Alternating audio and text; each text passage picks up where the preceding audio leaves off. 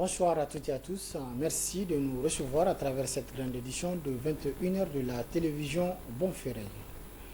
Création d'une force antiterroriste et coup d'État, l'enjeu de la libération des militaires détenus ivoiriens. Telles sont les principales décisions du 62e session de la CEDEAO tenue hier dimanche à Abuja au Nigeria. Cette rencontre se tenue sans le président nigérien qui est à Paris pour le PDS 2022-2026, n'est-ce pas, Balmabouré? Parmi les principales décisions adoptées au cours de ce 62e sommet des chefs d'État et de gouvernement de la CEDEAO, tenu à Abuja au Nigeria, il y a la création d'une force commune aux États pour lutter contre le terrorisme et les coups d'État. Ceci pour répondre aux défis de l'heure, la récurrence des interventions des militaires sur la scène politique, comme ce fut au Mali, au Burkina Faso et en Guinée. Selon l'agence France-Presse, citant le président de la commission de la CEDEAO, des responsables militaires de la région se réuniront dans la deuxième moitié de janvier pour discuter des modalités d'établissement de la force régionale. Les dirigeants ouest-africains ont décidé pour le financement de cette force de ne pas se remettre uniquement aux contributions volontaires qui ont déjà montré leurs limites. Autre décision, c'est celle concernant la libération des 46 militaires ivoiriens détenus par le Mali.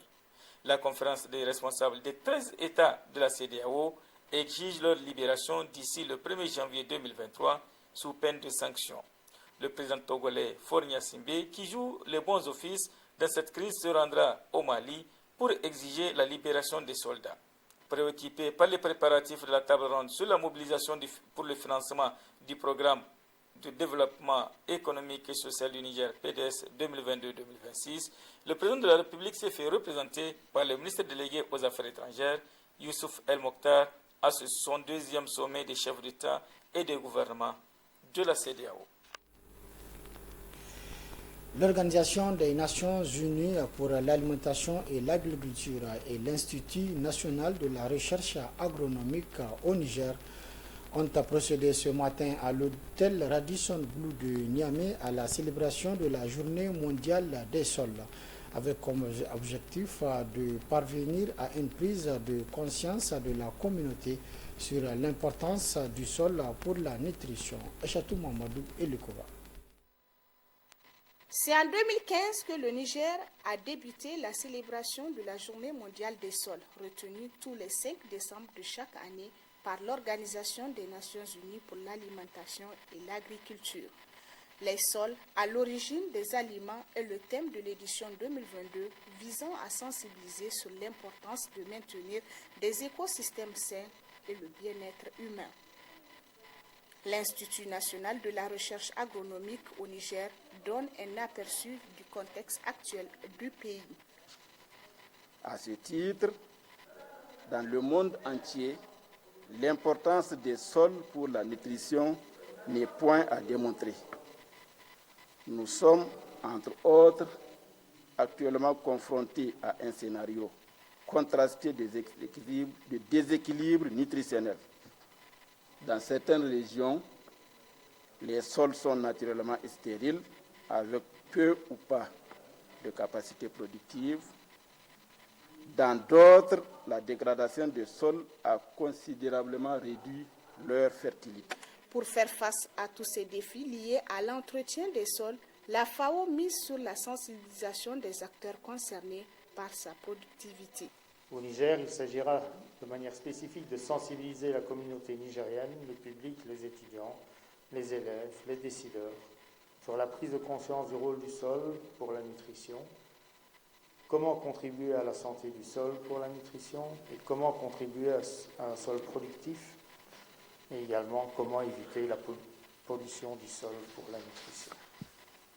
Selon l'autorité en charge de l'agriculture, la gestion des sols est prise en compte à travers des actes stratégiques du plan de développement économique et social PDS pour la période 2022-2026. Que l'État du Niger, avec l'appui des partenaires au développement, est en train de mettre en œuvre 16 sous-programmes qui sont des déclinaisons de ces principaux axes de PDS et de la stratégie nationale de la sécurité alimentaire, nutritionnelle et du développement agricole durable sans date, l'initiative 3N, dont l'objectif est de contribuer à mettre durablement les populations nigériennes à l'abri de la faim et de la malnutrition et leur garantir les conditions d'une pleine participation à la production nationale et à l'amélioration de leurs revenus.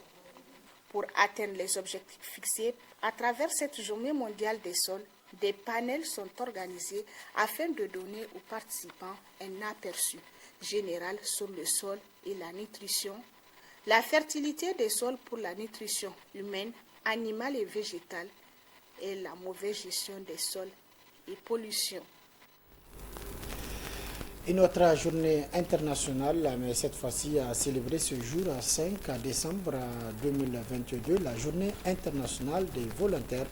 C'est le CS Hamdallahi à une quarantaine de kilomètres de Niamey qui a servi de cadre au lancement officiel des activités commémoratives sous la présence du ministre en charge de l'aménagement du territoire et du développement communautaire, en présence du gouverneur de la région de Tillabéri et plusieurs autres invités de marque. Boubacar Amadou et Rabilabou.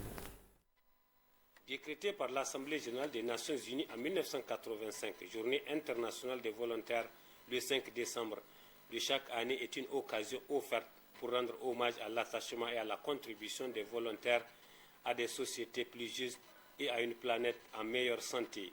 Une façon de reconnaître la contribution du volontariat à la construction de la paix et le développement.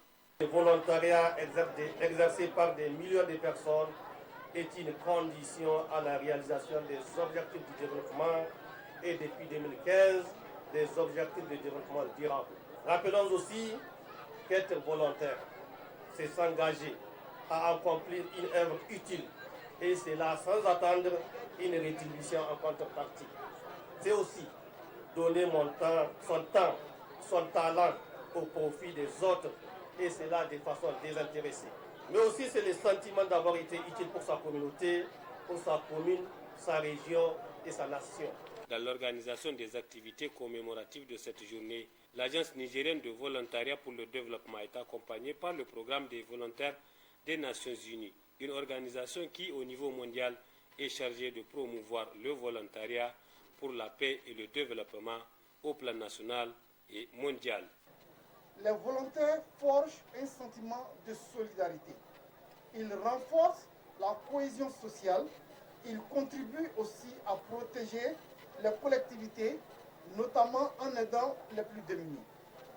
Au Niger, pour l'année 2022, ce sont des centaines de volontaires hautement qualifiés et motivés qui ont été déployés en vue de participer au développement et à la paix.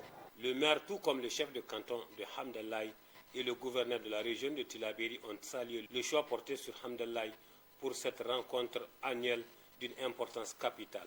Pour le ministre de l'Aménagement du territoire et du développement communautaire, ministère de tutelle, le volontariat fait partie des moyens efficaces utilisés pour s'attaquer aux défis du développement. Convaincu donc de cette importance du volontariat pour notre pays et pour améliorer l'employabilité des jeunes diplômés et rendre plus efficace l'utilisation de leur capital humain, le gouvernement, en plus du volontariat classique et des systèmes de relais communautaires, donc le gouvernement, disais-je, a procédé au transfert tout récemment de la gestion du service civique national à notre Agence nationale de volontariat pour le développement ANVD, sous tutelle du ministère de l'Aménagement du territoire et du développement communautaire. Cette 36e journée internationale des volontaires est placée sous le thème « Solidarité par le volontariat », un thème qui mettra l'accent sur l'importance de s'unir pour prendre soin des autres. À cet effet, a été organisée une séance de dépistage gratuit du diabète et de l'hypertension. Et puis l'agence nigérienne de volontariat pour le développement ANVD a organisé cet après-midi à l'école EST de Niamey une conférence autour du thème « La solidarité à travers le volontariat ». C'est une activité qui fait suite à une série d'actions menées dans la commune rurale de Hamdallahi, département de Kolo, région de Tillabéri, menées très tôt ce matin.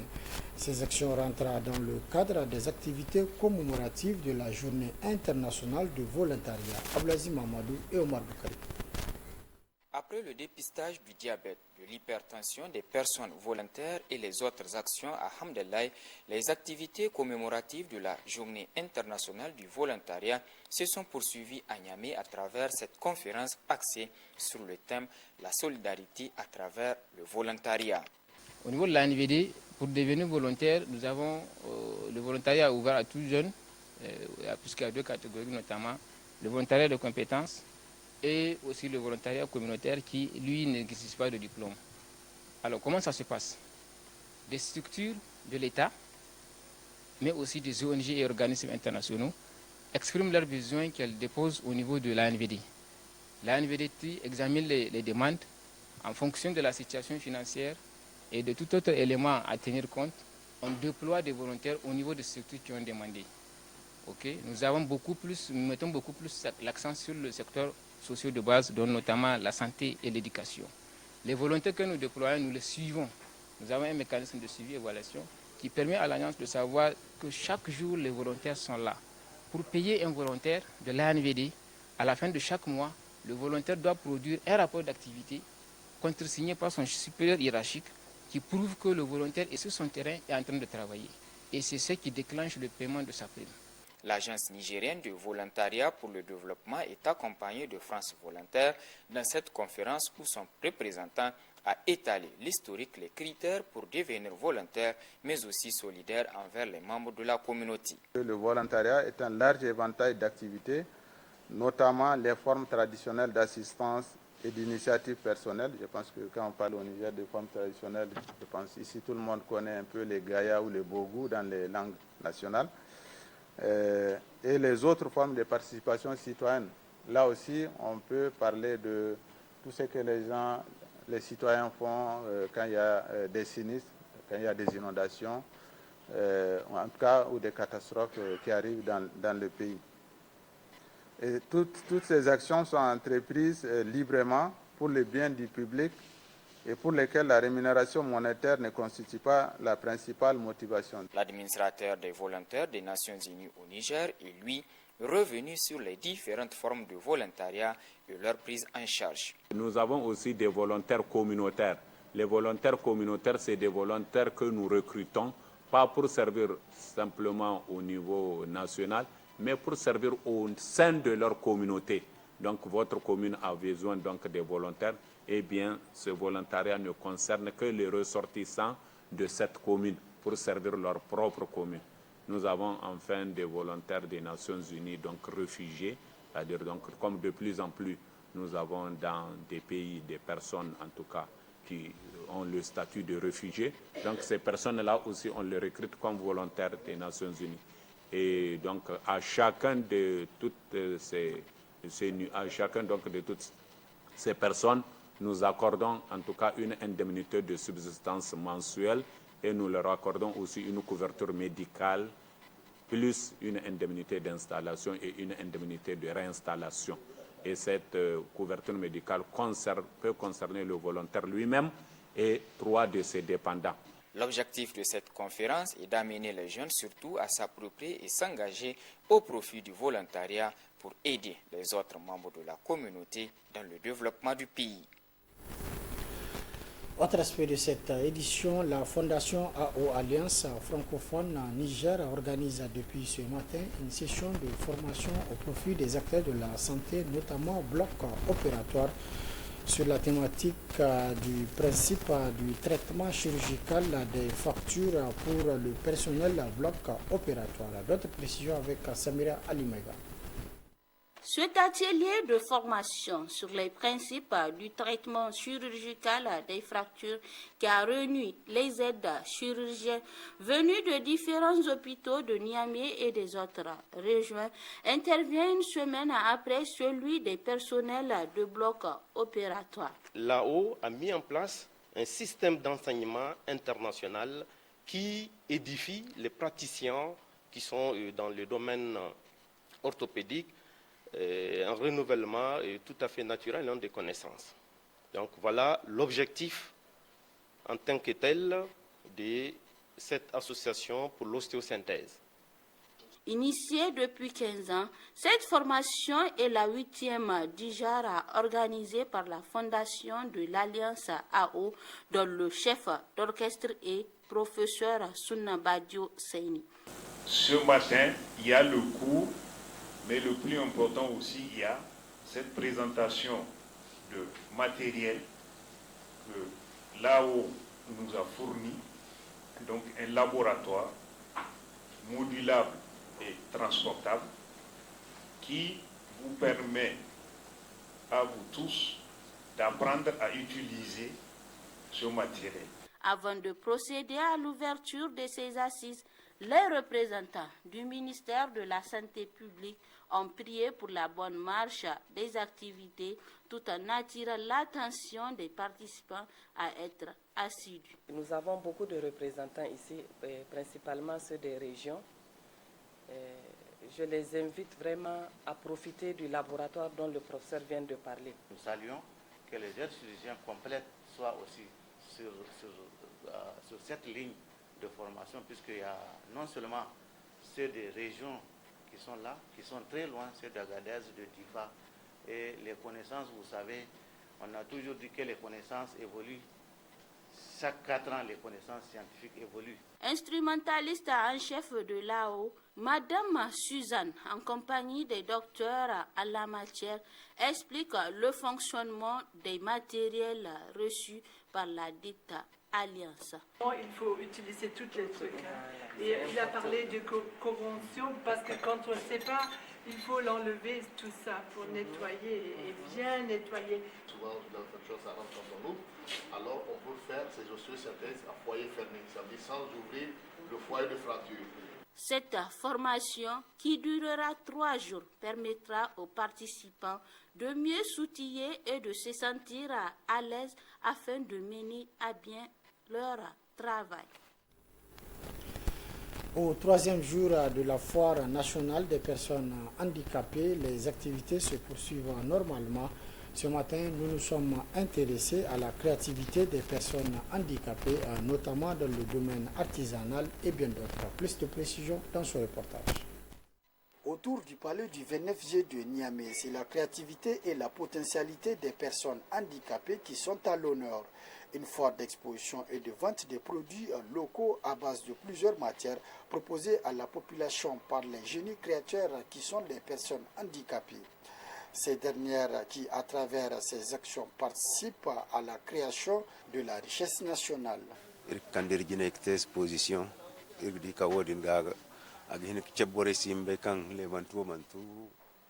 Nous amenons nos produits pour exposition, une façon de montrer à la société de façon générale que l'handicap n'est pas une fatalité. Le fait de mendier n'est pas une bonne chose. Le mieux, c'est de payer les produits fabriqués par les personnes handicapées.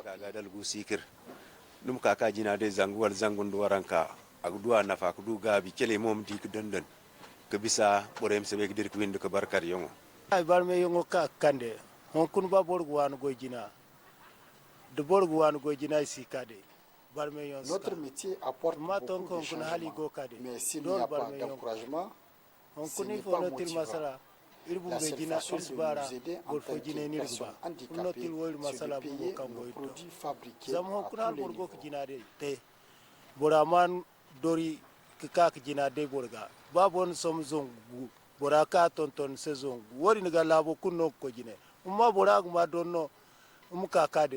L'artisanat par les personnes handicapées au service du développement du pays, d'où l'appel des organisateurs de cette foire à la population à s'intéresser davantage à la fabrication des produits des personnes handicapées. La population de la région de Niamey ne vient pas vraiment visiter les stands. Nous aussi, ce qu'on avait fait, ce qu'on avait amené là, on a amené ça au nom de la population de Niamey pour qu'ils puissent venir voir ce que les personnes handicapées sont en train de faire. Ici au Niger, les jeunes ne savent pas ce que les handicapés font. Mais s'ils viennent aux expositions, ils vont voir ce que les personnes handicapées sont en train de faire. Ouais. Surtout que cette foire, c'est une foire nationale et puis inclusive. Cette foire vise à promouvoir les productions locales des personnes handicapées. C'est aussi une occasion de donner à la société une image plus positive de la personne handicapée qui participe au développement économique du pays. Édition, merci de l'avoir suivi à toutes et à tous. Prochain rendez-vous de la rédaction demain, Inch'Allah, à partir de 12h30. Mais dans quelques instants, vous suivrez la rediffusion de votre émission Presse Plus avec Abdelhamad Younous Issa. Très bonne réception. Au revoir.